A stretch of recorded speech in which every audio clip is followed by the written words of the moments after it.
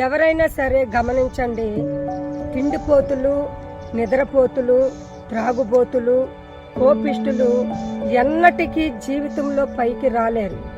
తిండిపోతులు నా నోరే కదా, నా కడుపే కదా అని ఏది పడితే అది వెనక ముందు చూడకుండా విపరీతంగా తింటూ అనారోగ్యానికి గురవుతుంటారు. తిండిపోతులను గూర్చి వాక్యము రాయబడి ఉంది, నీవు తిండిపోతువైన ఎడల నీ గొంతుకొక కత్తి పెట్టుకొనుము అని. ఏదైనా సరే మితముగా తింటే ఆరోగ్యంగా కూడా ఉంటాము.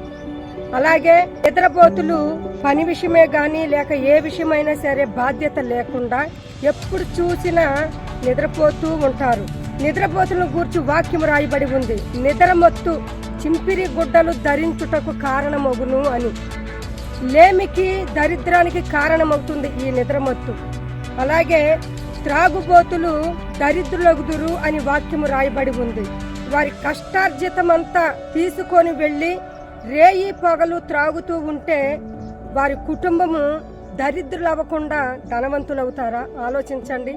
అలాగే కోపిష్టులు కలహాన్ని రేపుతారు అని వాక్యము రాయబడి ఉంది.